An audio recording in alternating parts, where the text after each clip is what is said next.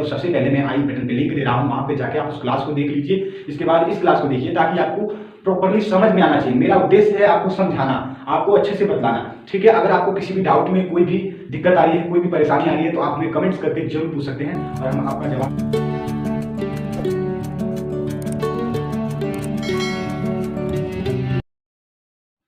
नमस्कार, मेरा नाम है राहुल और आप हमें देख रहे हैं री एग्जाम यूट्यूब चैनल पे। स्टूडेंट, आज की क्लास में हम लोग पढ़ने वाले हैं नाम प्रारूप या नाम नमूना। दोस्तों, ये क्लास जो है काफ़ी आपके एग्जाम के लिए काफ़ी इंपॉर्टेंट होने वाली है। सो इसलिए सबसे पहले मैं आपसे रिक्वेस्ट करूंगा कि जितने भी स्टूडेंट हमारी इस क्लास को देख रहे हैं वो सबसे पहले आप इस क्लास को शेयर कर दीजिएगा। जितने भी आपके पास व्हाट्सएप ग्रुप्स हैं और फेसबुक ग्रुप्स हैं, वहाँ पे इसे जरूर शेयर करिएगा। और अगर आपने हमारे चैनल को सब्सक्राइब नहीं किया है तो सब्सक्राइब करके बेल आइकन को प्रेस कर लीजिएगा, जिससे हमारे आने वाली सभी बायोलॉजी क्लास जो है आपको सबसे पहले उनकी नोटिफिकेशन मिल जाए। तो आज की क्लास हम लोग स्टार्ट करते हैं।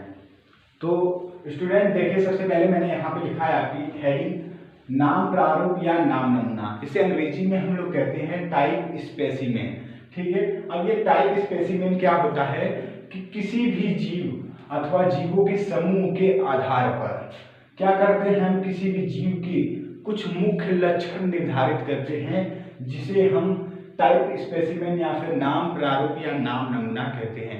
फिर से मैं आपको समझा देना चाहता हूं कि किसी भी जीव है, कोई भी जीव है, किसी भी जीव के समूह के आधार पे किसी भी जीव का हम क्या करेंगे, कुछ मुख्य लक्षण निर्धारित करेंगे। मुख्य यानी कि मेन कैरेक्टर, जिसे हम कह सकते हैं इंग्लिश में, निर्धारित किया जाता है, उसे हम कहते हैं नाम प्रारूप या नाम नमूना कहा जाता है। अब देखिए, नाम नमूना जो है international code of botanical nomenclature, जिसको हम ICBN कहते हैं। मैं यहाँ पे फिर से फुल फॉर्म लिख देना चाहता हूँ, international code of botanical nomenclature. ये बात मैंने पिछली क्लास में आपको बताई है। अगर आपने वो क्लास नहीं देखी है तो सबसे पहले मैं आई बटन पे लिंक दे रहा हूँ, वहाँ पे जाके आप उस क्लास को देख लीजिए। इसके बाद इस क्लास को देखिए ताकि आपको प्रॉपर्ली समझ में आना चाहिए। मेरा उद्देश्य है आपको समझाना, आपको अच्छे से बतलाना, ठीक है। अगर आपको किसी भी डाउट में कोई भी दिक्कत आ रही है, कोई भी परेशानी आ रही है, तो आप हमें कमेंट्स करके जरूर पूछ सकते हैं और हम आपका जवाब जो है जल्दी ही आपको उत्तर देना शुरू कर देंगे। देखिए, फिर से मैं यहाँ बताना चाहता हूँ, ICBN international code of botanical nomenclature के नमूने के चयन के आधार पर क्या होता है कि ये कई टाइप्स के पाए जाते हैं। यहाँ पे मैंने लिख दिया है 6 टाइप्स के पाए जाते हैं। पहला होता है होलोटाइप, हिंदी में भी इसे होलोटाइप ही कहते हैं और अंग्रेजी में भी इसे होलोटाइप ही कहा जाता है, ठीक है।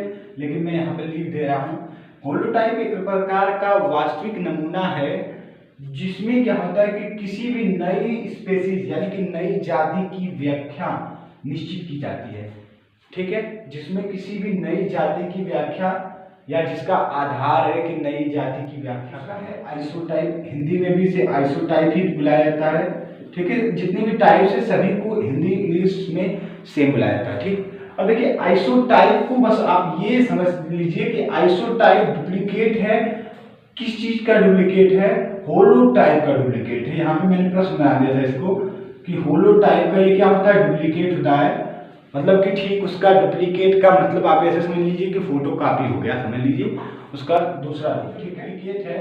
ये डुप्लीकेट का ही ये है सिंबल, ठीक है। जो कि मतलब डुप्लीकेट है जो कि समान वृक्ष की दूसरी शाखा के तुलनीय होता है।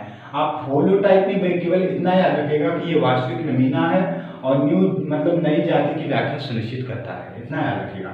तीसरा है लैक्टोटाइप। देखिए, लैक्टोटाइप का मतलब होता है कि वास्तविक प्रकार से चुना गया नमूना।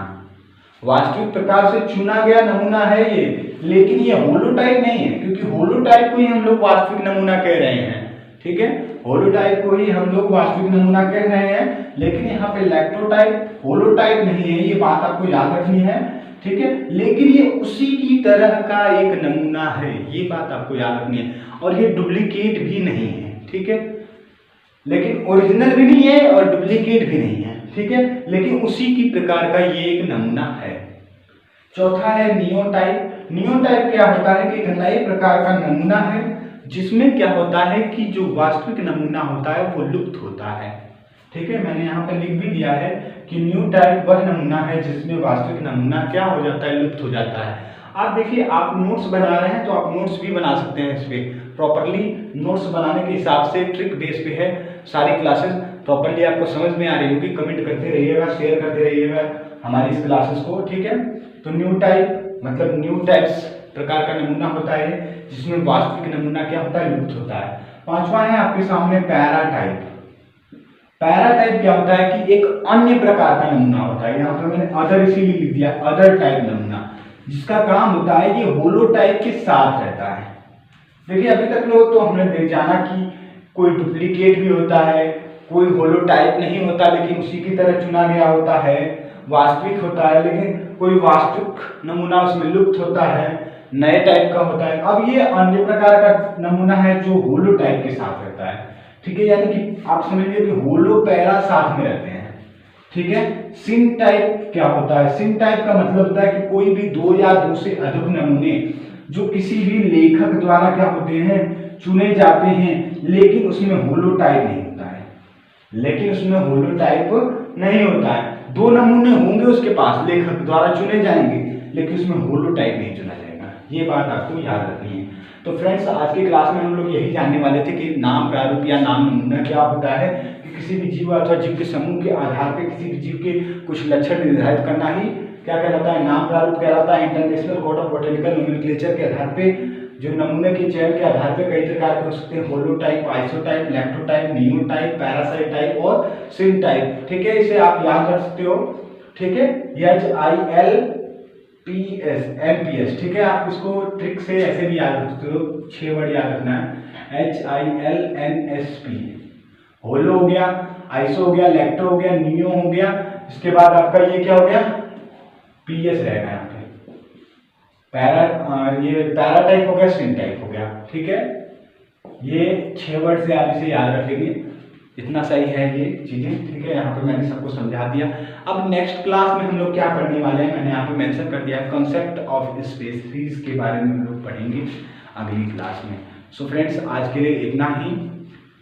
सो मिलते हैं नई वीडियो के साथ।